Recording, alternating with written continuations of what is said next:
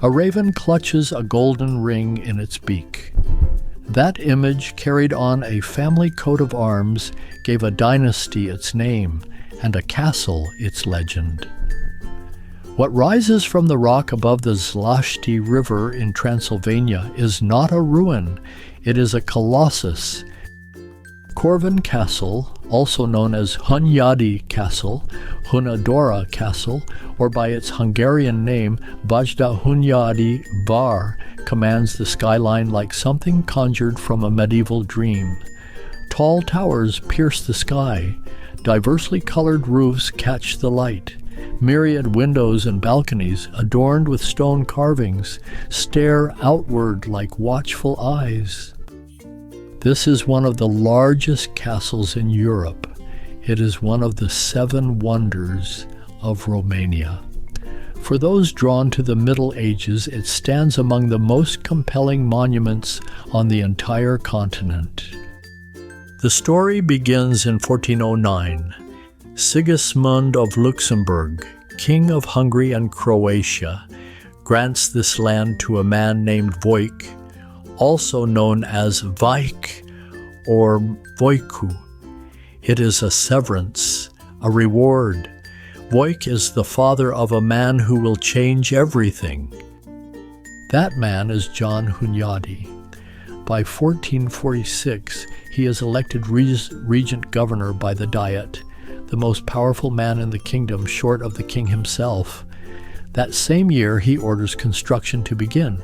His vision, to transform a former keep, originally built by Charles I of Hungary, into something that would outshine everything around it. What emerges is built in a Renaissance Gothic style, raised on a rock above the Zlashti River, over the bones of an older fortification. The castle features a double wall, an architectural innovation for Transylvania at the time, flanked by both rectangular and circular towers. The rectangular towers carry large openings designed to accommodate bigger weapons. Each tower has its own character. The Buzdugan Tower, named after a type of mace, was built purely for defense and decorated on its exterior with geometric motifs. 3 towers, the Capistrano, the Deserted, and the Drummer's Tower, served as prisons. The keep, the last line of defense, is called Neboiza, meaning don't be afraid in Serbo-Croatian, and it remains unchanged from Hunyadi's own time. The Capistrano Tower carries the name of a Franciscan friar saint who fought at the Battle of Belgrade in 1456. The same year, John Hunyadi died. After his death, work on the castle stalled. The momentum he had driven forward simply stopped. Then, in 1458, new commissions brought the castle back to life. A new wing, the Mattia wing, was undertaken. By 1480, work ceased entirely. The castle was by then recognized as one of the biggest and most impressive buildings in Eastern Europe. Step inside. 3 spaces define the heart of the castle: the Knight's Hall, the Diet Hall, and the circular stairway. Both halls are rectangular, decorated with marble. The Diet Hall hosted ceremonies and formal receptions. The Knight's Hall rang with the noise of feasts. On the walls of the Diet Hall, medallion portraits watch over every visitor. Among them, Matei Basarab, ruler of Wallachia, and Vasile Lupu, ruler of Moldavia. Elsewhere, in the wing called the Mantle, a painting tells the legend of the raven, the creature whose image gave the name Corvinus to John Hunyadi's descendants. The 17th century brought fresh ambition. 2 new towers rose for military purposes, the White Tower and the Artillery Tower.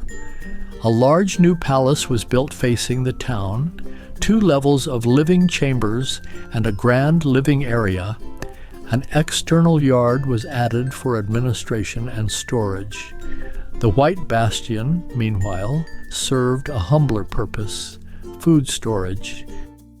Then came disaster, a fire, decades of total neglect. What visitors see today is the result of a restoration campaign that pulled the castle back from the edge. Some critics argue that modern architects projected their own interpretation of what a great Gothic castle should look like onto the reconstruction, a wistful vision rather than a strictly historical one. The castle that emerged from those centuries became the seat of Matthias Corvinus, described as the most brilliant king of medieval Hungary. Its tumultuous court life animated these walls for over 400 years. No conclusive record survives of the original furniture.